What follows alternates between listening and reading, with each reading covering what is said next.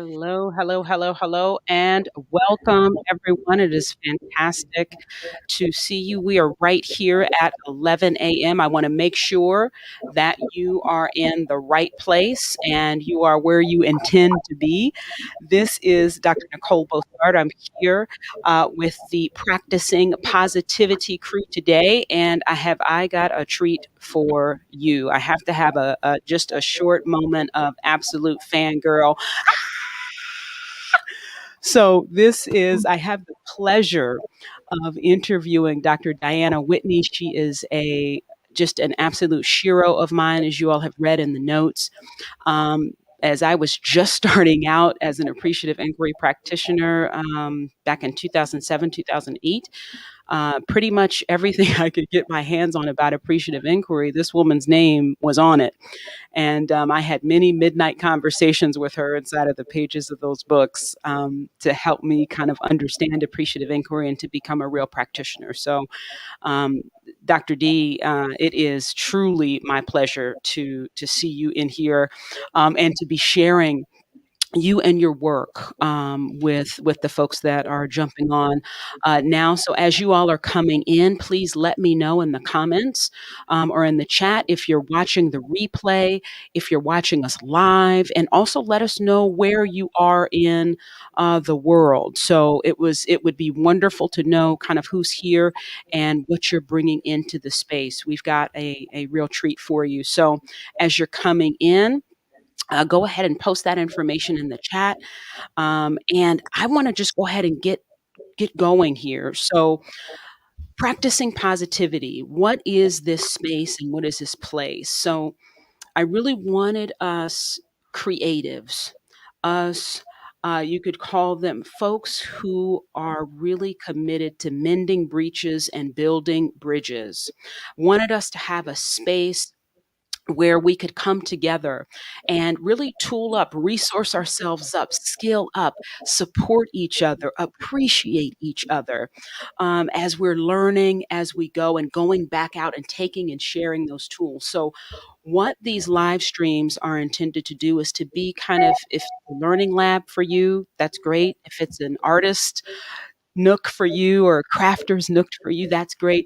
Whatever is going to bring your heart and mind together as we look at how do we want to build these bridges, mend these breaches, and inspire transformative action that really serves us all. So that's what these practicing positivity live streams are intended to do. We'll be hosting these monthly, and I've got a treat for you next month too. So stay tuned for that. Just subscribe if you like what if you like what you hear in YouTube. Certainly, just hit that like button, subscribe to the channel, so I can always keep going with you. Or tag me in Facebook, TGC Positivity, or Twitter, LinkedIn. Just kind of tag me where you find me, and I'll make sure to keep you in the loop. So with that, I want to now that you kind of know what we're doing here about building lifelong practice, right? I want to kind of just lay it down. This is my goal. This is what Dr. D has partnered up with me to do here today with you, to discover, uncover, and perhaps recover, to help you pull back in or to pull the covers off of those things that give life, those things that give you some vitality, those things that restore the zest and energy of life. And so, what does positivity and appreciative inquiry have to do with all of that? Here's the here's the deal. We've all had a pretty rough year. And for some of us, you came into this year with a few battle scars already. It is imperative for us to be able to meet this moment and to create the future that we most desire, our highest ideal. That's an act of declaration, and it's an act of creation. And so when we're in a state of perpetual stress, we can't access those parts of the mind, those parts of the brain, and those parts of the heart that allow us to do that kind of building, that kind of artistry. why we're focusing on positivity and appreciation and inquiry or curiosity. Those are the tools that help us allow our own evolutionary biology to work for us and not against us, meaning it helps us flip from fight, flight, freeze, survival to, oh my gosh, I can plan the future, inspired action on purpose. So if you are picking up what I'm putting down about what this conversation is and why we're focusing on appreciation and positivity and inquiry and curiosity, go ahead and put it in the chat. Put it in your comments and just let us know that you can see the vision, you can see what it is that we are talking about here. So that said, I do want to say one thing before I just totally lose my mind here. Today's Learning Lab is about thriving women and thriving world. This is the latest book by Dr. Diana Whitney, my guest here today. And here's the full title. I've done a little cheating. I've given you some keywords already in the buildup. Thriving Women, Thriving World, an invitation to dialogue, healing, and inspired action. So let me just say a few words about Dr. Whitney. As I've said, she has been a she-ro of mine since I first heard about Appreciative Inquiry. Everything I heard about Appreciative Inquiry, she has a fingerprint in there somewhere. And she is the founding partner at the Corporation for Positive Change. In the YouTube notes, you can find the link to the Corporation for Positive Mhm. Change as well as her bio. But Dr. Whitney has been at the forefront of this really appreciative movement for decades. It is truly an honor and a pleasure to have her here. She is also a co-founding member of the Taos Institute, a think tank around issues around social constructionism, appreciative inquiry, and many other things. So, with that, I'm so anxious to get going in this conversation, Dr. Whitney. Let me just hand the mic to you, and by way of introduction, let me ask this. What's at the outset here, what's one thing that you want folks to know about your passion for this work Mm, and why mm. this has been, your life's work? Well, thank you. Thank you for having me. Thank you for hosting these dialogues. In my mind, there is nothing more important than us, as you say, tooling up, developing our capacities to shift both our Mhm. own energy, our own thinking, our own relationships in times that are hard, to shift them from the problems we face into the possibilities for our future. And the way we do that is through positive, appreciative dialogue and inquiry. So thank you, thank you. If there's anything I want people to take away from this, Mm, it is the power of the appreciative question, mm, power of the question about what you want more of in life. Very simply put, being curious about your ideals and about what you value will lead people and yourself to learn and to move more fully in that direction, as opposed to what we are so habituated to do, and that is to dive into the problem.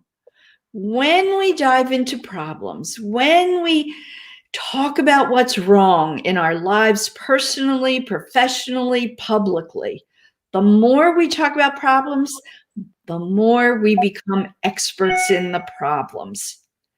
And problems diminish our energy.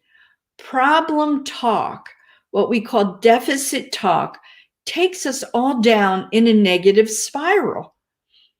But if we can be curious about what we care about, what we hope for the future, who we've been when we've been at our best. Now, I am not saying we are always at our best, because we are not, myself included, right? But if we can keep our habits focused on a curiosity about when is Dr. Nicole at her best? When are people really able to come out of the challenging times with a positive glow on their face? What makes that possible? Then we are creating positive change real time, and we are creating a path to our own positive future. So the key message above all else today is ask questions about what you want more of in your life, what you want to grow and fulfill. Just forget about all the why is it this way? What makes it so awful? Da da da da da. Keep yourself thinking forward and curious about possibilities. Now, I want to come back, and I appreciate that so much. I was trying to keep up with you and put some of those gems into the chat for folks that are coming in. I want to come back to that because now I'd love for you to talk a bit about this book, Thriving Women, Thriving World, really, and exactly, right with what you just said, maintaining you said so much, deficit talk, how Right. it drain on our energy, and how if we can maintain a genuine curiosity about when we've been at our best and what we want more of, what that can spur and kind of spawn us on to do. So I want to really hit the personal note about why this book. Yes. It was when I have to say, I can't recall when I first heard the phrase "me too," but we all had our moment of recognizing that phrase covered and described an awful lot of our life experiences.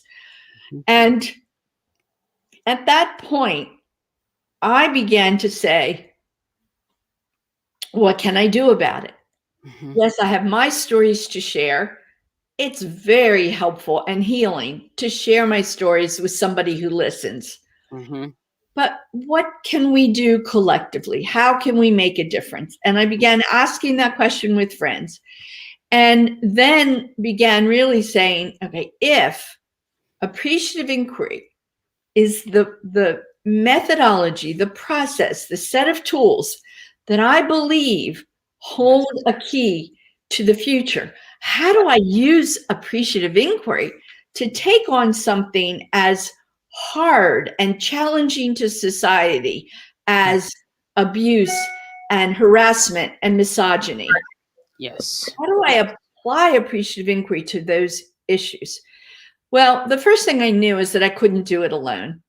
That was not something that I wanted to sit with one person and write. And so I gathered a group of women, and there are 10 women, plus many women and men who have leave their mark on this book. It's written collectively by a large number of people. And as we got talking, we realized that the life of women and the social issues that women face are broad. Everything from the actual physical, verbal abuse, and we need a way for healing. Economic inequality at work, not knowing how to manage finances. So the list goes on and on. We began to research, and as we researched, we found out more and more problems. Women don't support women. How about that? Men don't necessarily support women. And so we decided to write a chapter on each of these important issues, but not a chapter that brought up the problem. So you will find in the book, each chapter opens with a very short statement that we acknowledge there is an issue here that women face. Yes. But we immediately went into questions for conversation that can transform those issues. So, for example, Yes. we have a chapter called Claiming Ownership of Our Bodies. Mm-hmm. right? That's part of the healing. It's part of what we know we must do as we grow. And the questions are learning to love our bodies, keeping ourselves safe. But because we don't do any of life alone, there are questions about consent, touching on her terms, about removing her from harm's way. Many of us have had an experience where we encountered someone that we knew might not be safe. Yes. What do we do? And Mm-hmm. so each question in the book is an invitation to tell stories, Yes. because by telling our own story and hearing other people's stories, we develop resourcefulness. We develop the capacity to Yes. act. If Yes. I hear someone else's story and I hear what they did, I hear how they, well, another question, invested in themselves. I hear that a person chose to save money to go to school, Mm-hmm. chose to save money to go to culinary school, Yes. that they invested in themselves. I now have permission to invest in myself, Mm-hmm. but I've heard a story about how to do it. Mm-hmm. And that's part of the power of inquiry. Asking questions really enables people to share their stories. It reminds them of who they are at their best, but it also gives me information about how I can even be better. And so the book is what we call a flip. It's an invitation to move away from the stories of me too into stories of thriving Mm-hmm. as an antidote to all of the problems. So I want to hop in here because what I heard that was so powerful for me, it's in the telling of the story that has this kind of dualistic effect. The teller is reminded of their own strength or of their own wisdom, but also in telling the story, they then share some of that wisdom. So we get this rising tide raises all ships effect out of telling our stories. Mm-hmm. And so these stories are not fairy tales. These stories actually, well, actually, you talked to me about the power of stories and why it's so central to the work. And examples from places because you're already laying down for us why it's so powerful. But Well, examples. as you're raising that, I sort of opened the book to a question that I really love. On page 208, it Mhm, says, "Wise women, wise ways." Now, mm, we might not think of ourselves as wise, but it says wisdom derives from many sources: self reflection, open and transparent communication, contemplation, diverse personal experiences. They all prompt the cultivation of wisdom. And then it goes on to say, "Tell me about a wise woman in your life. yes. How are you related? What wisdom have they shared with you? Mm, mm, When?" mhm. So that question is really reminding us that we've all been in the presence of wise women. Yes. And then Yes. it goes on to ask, "And now recall a time when you felt wise. Mm, When you were wise, what was the situation? How did you demonstrate your wisdom?" And so those stories, the story of someone I've experienced as wise, and the yes. story of when I have felt wise, gives me this repertoire of language and practices, going back to why we're here today, to really lift up practices. It gives me a repertoire of practices that I can bring to whatever I face today. That is fantastic. That is fantastic. And as as you were reading, particularly the question about, and the lead up or the lead into the question about wise women, you said, we may not often think of ourselves as wise. Mm-hmm. And in that conversation about, but when have I seen it? Who shared wisdom with me? And well, when have I done some of that? The reason I wanted to repeat that for all of you all that are listening to this, and I hope that you're beginning to let those questions kind of scurry about your own mind a bit. These questions and this appreciative framing of questions, it seems to me, Dr. D, is particularly important for folks that have grown up not hearing about themselves, why, Mm-hmm. or being growing up in a society, for example, where, frankly, a racist society, so where you're kind of racially marked, and Mm-hmm. and so there's a broader narrative about who you are, your Mm-hmm. value, your capability as a human being, as a spiritual being, even. And so sometimes that can, again, those macro and microaggressions, as they're sometimes called, can begin to target one's thinking into a certain way that excludes you from things like wisdom. And so Mm-hmm. part of the power of this book, as I can see it, and as I'm working with it myself, is that it gives me a consistent practice of coming back in and asking these kinds of questions.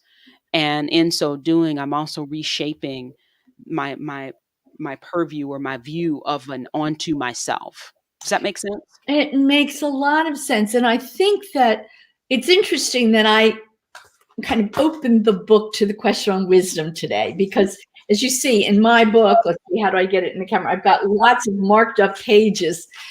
But, almost all of us, if we're thinking about someone who's wise, Mm-hmm. we draw on our grandparents Yes. or our aunties. Come on, say it. Right? And so we've got somebody that is foundational for us, whose Mhm. messages we've heard in spite of everything in society. Yes. Yes. We've got messages that we just need to call out from ourselves, bring them out, and Yes. say, yes, that was wisdom. And I've Yes. got that. I can take that with me. And so, what you're touching on is how every one of us has grown up, and in some social context, for better or for worse, Mhm. we all have the things that left marks on us, and we have the situations that lifted us up. Mhm. Mhm. Um, you know, you and I have talked, and that I had an experience with illness as a child. Mhm. I Mhm. was part of an early epidemic of polio. And Come so on. I was bullied as a child. Mhm. And those stories come up, but I Yes. have other stories that have become bigger and more central to me Mhm. from other people. But here's the other thing I want to say. Yes. Go ask people to tell you stories about yourself. Yes. So on page 37. Now, can I jump in Yes. here? I don't want you Yes. to miss this. What Dr. D just said that was so powerful. She said, "Go ask people to have you tell your stories to them." Mm-hmm. And This is really powerful. Please go ahead. have find somebody that will listen. That's Mhm. number one. But Mhm. then find people who you respect, who um, have something good to say about you. Have Yes. them tell you stories about you. Yes. So the reason I'm turning to page 37, there is a practice. Again, I'm going to just keep hitting that word, called an appreciative shower. Yes. Now, imagine you're in the shower and you got your headsets on, and what you hear is, Dr. Nicole, when I first met you, it was your positive smile and your enthusiasm that really attracted me. Or, Dr. Nicole, I've watched you over a long time, and you have a lot of courage to get out there and put new ideas out. What would it feel like to literally be washed over with messages of you at your best? So if you don't know what to give a friend for a present, just sit down and write them a note about all of their best, the positive that you have seen in them, the way that they have related to you, the way they have related to other people that has brought out the best. You can absolutely, at this time in history, we are starving for relational reflection. Yes. We are hungry. The pandemic has isolated us. Well, we don't need to get together and hold hands, but we do need to hear and read and see the stories that others hold about us. Yes. That make us amazing. Yes. So, folks, whether you're listening to this live or the replay, we're starting to build out now a resource kit for you, things that you can actively pull on. Things, remember, as Dr. Diaz said, it's a practice of Yes. positivity. So we're building up a discipline. And why do we do this? So that you have a reservoir. You have a reservoir of positive strengths building, life sustaining evidence. This is what lives in the stories. Yeah. This is why the stories are so critically important. This is why we'd want to talk to you for an hour about the power of the appreciative question and an Right. appreciative conversation. That's Why? it. So you can get washed over inside of, wow. I want to give you a real specific example to build on what we're saying here, Nicole. A couple weeks ago, decided it was time to have an astrology reading. I haven't looked at what's going on. So I did. The young man who did the astrology reading was fantastic. Hmm. But he was also kind of nervous. And at the end, I thought, I'm a bit older. I've been working and doing interpersonal service as a consultant. He's kind of breaking into being a consultant coach. So I said to him, I want to turn things a minute. I'd like to share with you what I really appreciated about this. And so I watched as this young man was on Zoom, and I said, here's one of the first things I really appreciate. And then he was like this. And let me tell you what else I appreciate. And he was like this. And then I said, and here's the third thing. I really want you to hear this. Next thing I know, he's up there and he's like this. Is there more? Is there more? So just, to punctuate that conversation, a great gift we can give other people is to tell them what we appreciate and value about them. Now, that's a challenge for us. And let me tell you why. We do not have very good appreciative vocabularies. Oh, say it. Preach. Come on now. We have learned to criticize. We have learned to call people names. I mean, I find that just absolutely horrible. We have not been taught to develop an appreciative vocabulary. So another practice is sit yourself down, write the ABCs down the side of the page, and start making note. Awesome, appreciative, brave, courageous, courteous, kind. Oh, I forgot E. Effervescent, enthusiastic. Just get yourself speaking appreciative words.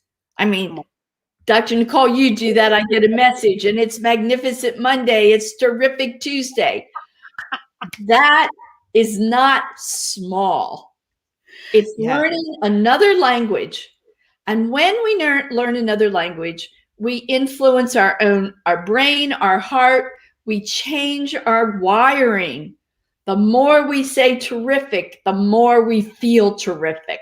The more we say, oh, that was so kind of you. Thank you. The more we feel kindness. Yes. We are integrated words, thinking, and feeling. Yes. And so if we want to shift our own life, change our language, develop an appreciative vocabulary. Yes. And I really want to stay there for just a second. This, the other piece in your book, and let me make sure, oh gosh, I hope I marked it. It was an example, Diana, from your own life with your son. And it was a very rough time. I believe it was you were dealing with the passing of your mom. Yep.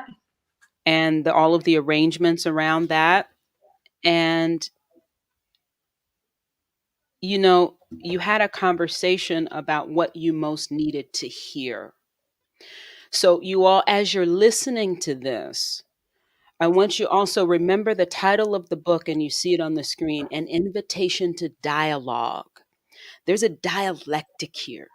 There's something, I'm not just kind of giving something out, but I'm open to receiving something back.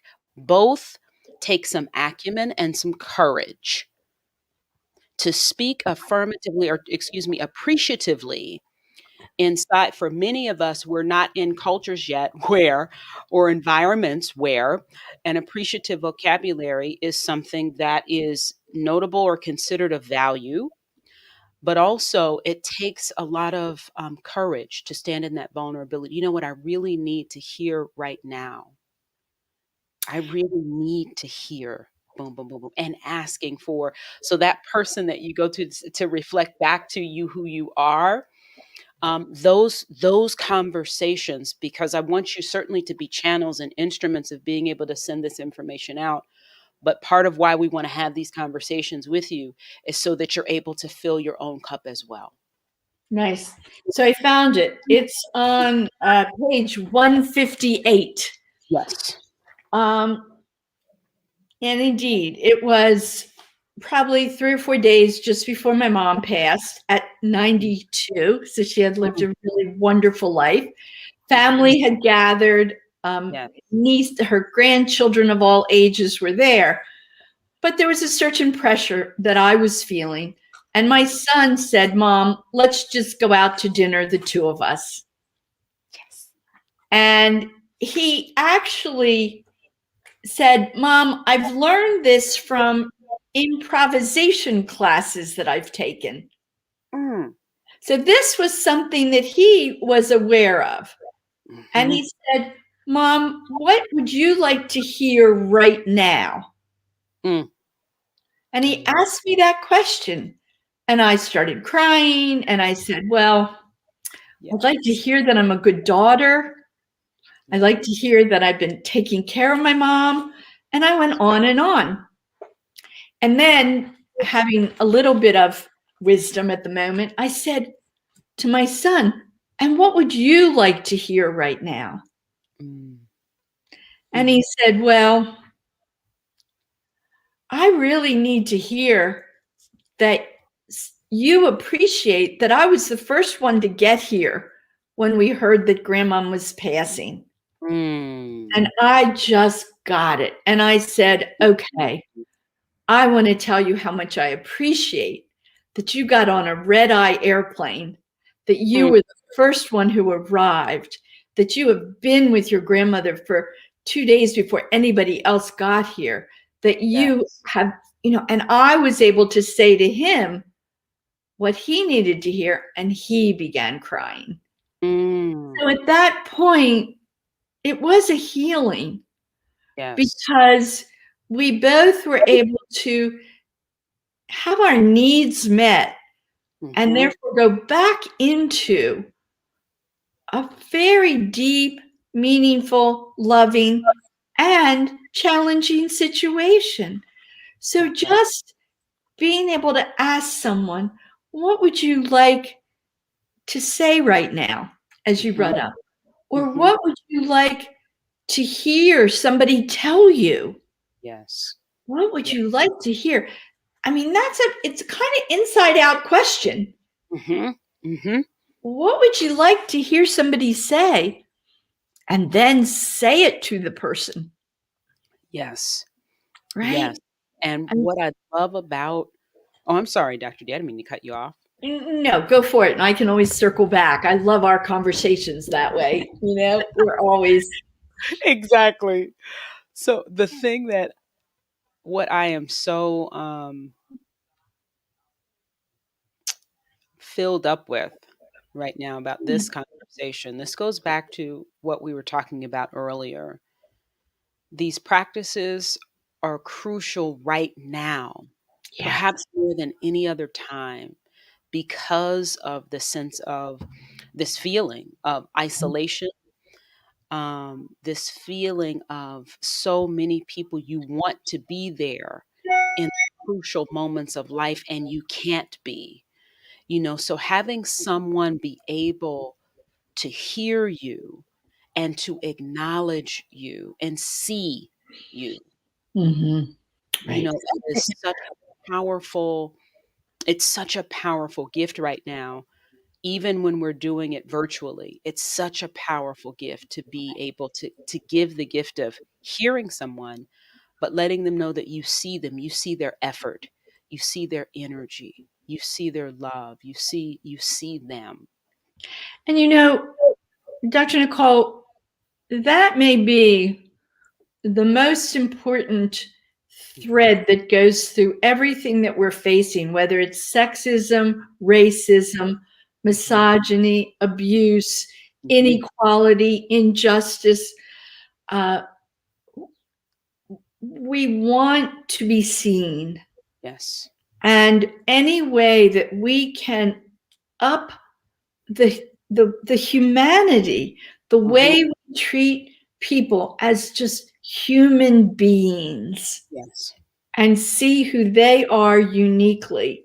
I want to talk for a moment about ways the book has been used and perhaps other ways that appreciative questions can be used. Yes. So the book was written primarily for women. But we were also aware that we didn't address differences among women.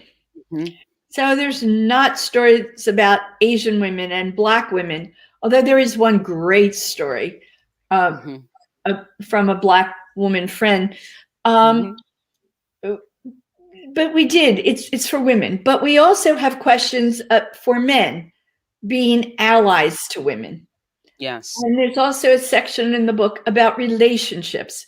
So, but it's not everything for all people. Yes. I just want to say that. However, the book has been used. Individuals read it and study it.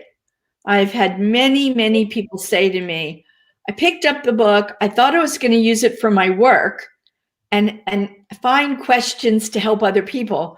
And I found myself with a journal and sitting down with the book once a week and journaling and making a habit of really asking myself these questions, bringing out my best by exploring the questions in the book.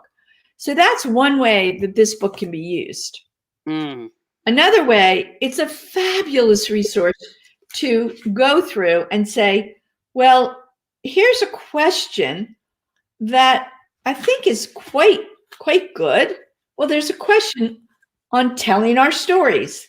Mm-hmm. There's a question on self-compassion, making new friends. And any of those questions can be given to another person as a gift. If you're a consultant or a coach, you can use these questions. That's what the book is for.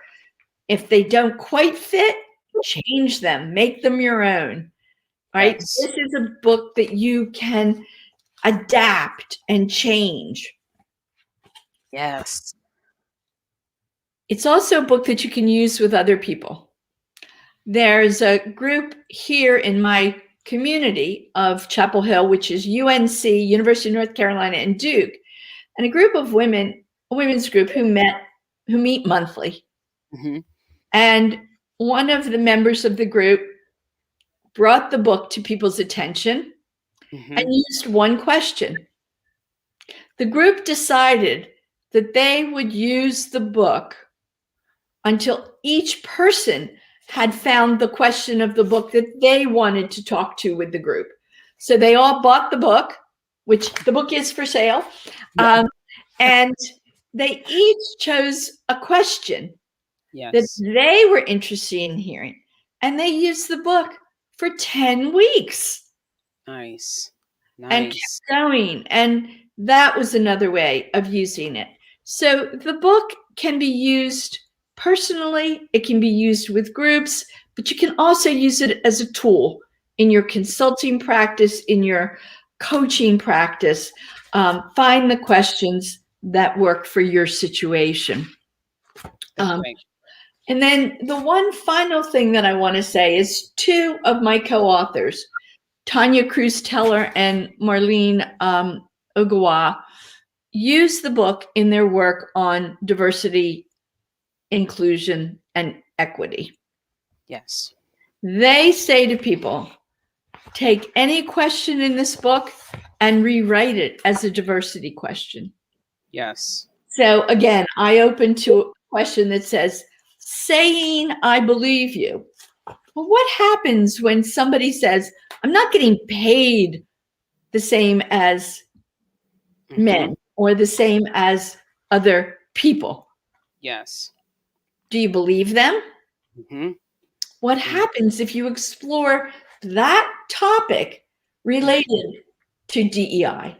So allies, having allies in the DEI world. So that's one of the ways that the book has been used very extensively.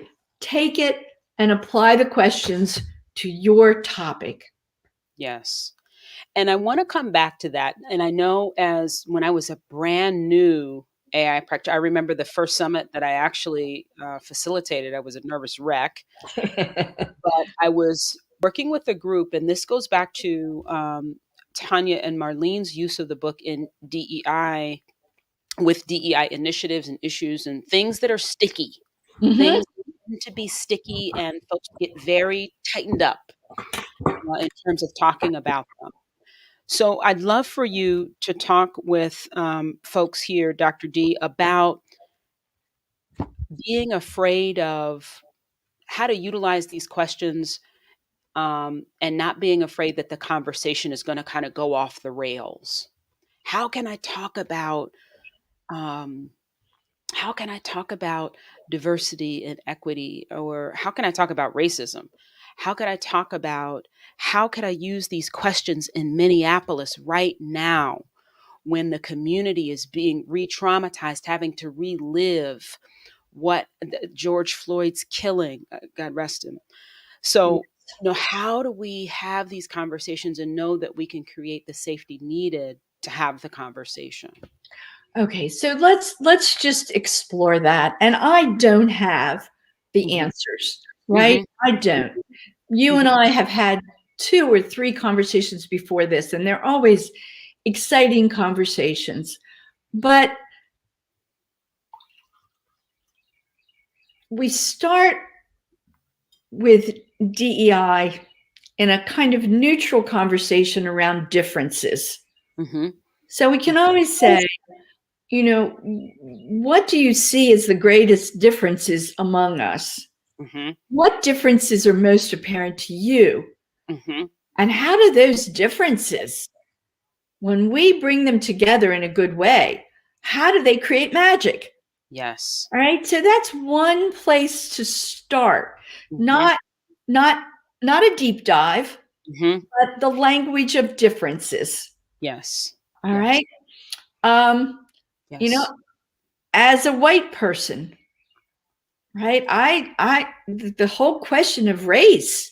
Mm-hmm. Am I going to offend someone? Am I going to re-trigger something when my intention is really good? Mm-hmm. And that gets to what you said earlier. Mm-hmm. The way we write the lead into the question. Mm. Yes. I might say, I really care about what's going on in our country with regard to racism. Yes. I'm going to ask this question with a well intended heart, but knowing that it could be a challenging question for you. Yes. Yes. Please be honest with me. Mm-hmm. Mm-hmm. I'm curious, what about this moment Yes. is most liberating for you? Ooh. Now, Now, now, I just want to underscore something because this is a master class right here. This is really master class on questions, you guys. Did you notice we're still talking about a very sticky, heavy, this is not positivity as Pollyanna. This is positivity as in generativity. What mhm, opens up a possibility for? Remember, we said building bridges, mending breaches, inspiring, transformative action. So the generative piece that Diana just modeled was in two examples from our differences. Wow, how can when we bring those things together and it's magic? What's happening there? I want to be curious about that. So, this idea of not being afraid to get into the sticky because life is sticky. That's not, we don't have to cower with that.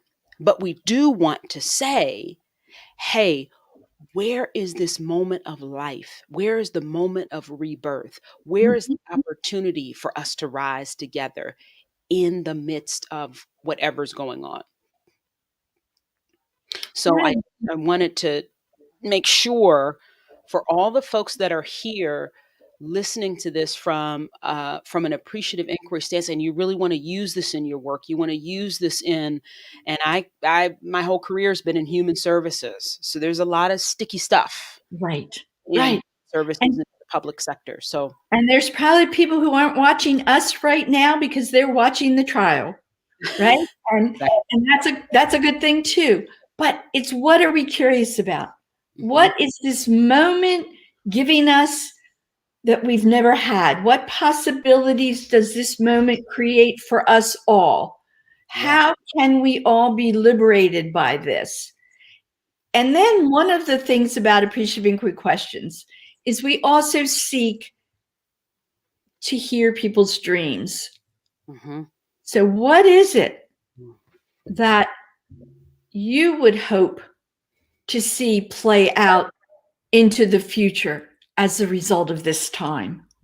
hmm, Tell me, if we were looking back hmm, from the year 2042, which, by the way, is an interesting year, the hmm, year that white people will become the minority, mm, or so demographics project. hmm, As hmm, we look back from the year 2042, hmm, what will we have learned together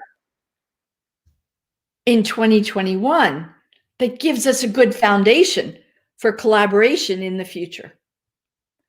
And so we want to just keep playing with what we want more of. I yes, want liberation. I hmm, want friendship across people of different races. I yes, want collaboration, sincere collaboration, hmm, partnership. So everything that I want across the genders, I want across races. Yes. Yes. And I'm curious, right? And if I were to design, and this is where we get into the systemic element, because while we're talking about micro practices, things that we can do on a daily basis, there is also the systemic fabric that holds, it's the glue of the stuckness. You Yeah. talk about the stuckness, well, Yes. it's that glue that holds it in. And Mhm. we've got to get to the systemic nature. So Mhm. if we were designing a Mhm. world in which all people thrived, in which people felt equal, in which Yes. people could ask for what they want and need and not be afraid of it, what laws would we write? What would schools look like? What would various policies for healthcare? And so we go from the daily practices into dreams of the future. And given those dreams, Yes. how would we design the world? Yes. What would we do to help people feel safe to vote, to get the vaccine? I mean, I'm reading articles that the people in nursing homes, the patients, the residents have gotten their vaccine. The caretakers are afraid to be vaccinated. Mhm. Why is that? Well, we can make a lot of stories about it, but the Mhm. bigger question is, what can we do to help create a safety net, a Yes. feeling of security, Mhm. so that that can be overcome? So constantly looking at what can we do on a daily basis? Yes. Give people a feeling of dignity and respect, Mm. right? That we care. We see them, as you said earlier. I'm Yes. curious about you. And then what are our dreams and how do we design those dreams to make a better world for everyone? Now, you guys, for those of you that have worked with me, you know this, what Dr. D just laid down is absolutely on point. Everything starts with you. So we were talking Yeah. about, she mentioned, and I love this phrasing, of the micro practices. Yeah. Remember, she gave the example, you're using these questions almost as your own prayer and meditation time. You're going into your quiet place. You're going in and having these moments of reflection for yourself, looking into and bringing up the level, raising the water level around whichever questions speak to you at the time. Then you begin to share those questions. So all of a sudden you're sharing them with, at the dinner table, you're sharing them with the Zoom meeting with your colleagues, or you're sharing them with the folks that are right next door on your right or your left. All of a sudden you're starting to have a community conversation Mhm. based around these questions that are intended to what, pull up and pull forth the best of who you are, the best of what you've been, the when you've been your strongest, when you've been your most resourceful, right? Not because you're that way all the time. That's not the nature of life. Nothing is anyway all the time. Right. But the study says when I was, when I have been, these were the facilitating and enabling factors at play. How can I build on that? How can I amplify that right now? Yeah. Then we start amplifying it out even more to say now, but what could the world look like if it were organized around the highest ideals nestled in my bests?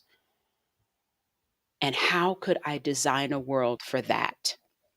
You guys, this is how we create the world. This is how we create what we really want to see. That's not fluff talk. This is the process of creativity that brings forth a new reality. You know, Really magic. you remind me, years and years ago,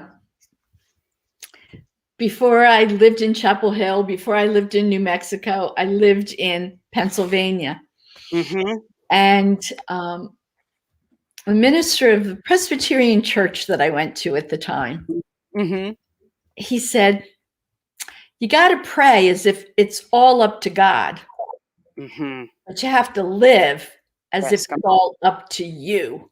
come on, come on, come Right? on. My mama So, was, yes, so it's like we are co-creators with the universe. We are yes, co-creators. yes, And to start with ourselves, do our inner work, yes. get ourselves pure and clean. Mm-hmm. That is what enables us to ask generative questions. I mean, I'm sitting here going, okay, this is radical. You want to Yes, talk about racism? Dr. Nicole, when have you loved a white person?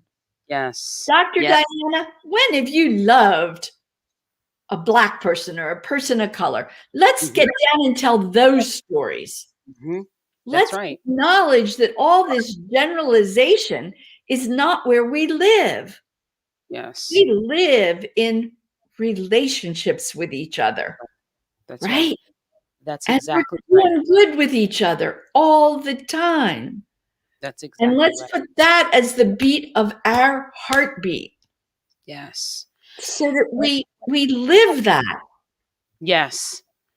And that we are, I mean, because you and I could riff off of this for a while, Yeah. and I'm checking the clock, because there's something that I would love to have you speak to as we're beginning to close, and you're really elaborating on it now, but I just want to put a highlight on it. I'd love for you to talk about relational collaborative design, Mm, power of design. It's embedded in everything that we're saying now, especially. But I would love for folks to just hear you. To hear you elaborate that a little bit and kind of put you all, everything that we're talking about now is putting the power of social and systems design consciously back in your hand. We're not doing it. It's all about you picking up the implements to do it. right. I think that the key here in a kind of short um, form is to have as a guiding principle Hmm. that Hmm. which is relationship enhancing. Yes. That Yes. if we personally and then as we are working collectively Yes. shift away from what's most profitable Hmm. to what strengthens our relationships. What Yes. is relationship enhancing? If Hmm. we can put that as a priority, we know that children thrive in good relationships. Yes. We know that the world works well when relationships are humming along. But too much of what we do isolates and alienates and judges and one ups. Hmm. So Hmm. instead of designing what breaks us apart, Hmm. design what strengthens our relatedness. And the Yes. only way we can do that is together. Yes. We've got to be able to say, what would make the world work for you? That's interesting. Hmm. Here's what would make it work for me. Hmm, how do we now go forward together? Yes.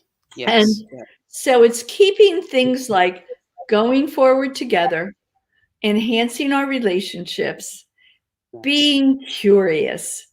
Being curious. That comes right back to the very beginning. Being Yes. curious about what generates heartfelt enthusiasm and well being for other people. Mm. Okay. I am putting this down so that as you all are coming back and watching this again, I'm trying to leave you some breadcrumb trails in these comments. Key things to really listen for, and this these positivity power questions, just the bottom line, what enhances relationship and relatedness with yourself, with those around you, and particularly those that seem to be the farthest from you, from your experience, from where you grew up, from literally distance. If we can begin to put our minds and hearts around this idea that we are all connected, Yeah. and begin to design not only our daily routines, but our social systems around this idea that we are all related, with our eyes and hearts focused on what enhances our relatedness, what actually creates and reflects respect and dignity for everyone, not just a few, for everyone. This is where we start building a different world. So I just want to say, we're a minute over. So first things first, um, Dr. D, wowzers, just Thank you. wowzers. Thank you so much for an incredible conversation. So grateful. I'm so grateful for your book. Thank you for sharing it with us today. If you all want to catch the replay, you can go to YouTube. It will be posted there. There is a link to the book where you can get a preview on Amazon.com. And of course, you can purchase the entire book there as well. Dr. D's bio and link to Corporation for Positive Change is also there. And I have some information for you about how you can stay connected about future practicing positivity conversations. We want to get you in here, get you tooled up, get you resourced up, and just really kind of refresh you. That's, think of this as your day spa. Come in here and get refreshed so that you can go out and be having these conversations in a way that not only lifts you up, but literally raises all ships. So, once again, thank you, Dr. D. Thank you all for being here, whether you're here live or on the replay. I'm glad you made it in. And I look forward to seeing you at the end of April. I'll be talking with Charmaine Flanagan about real love.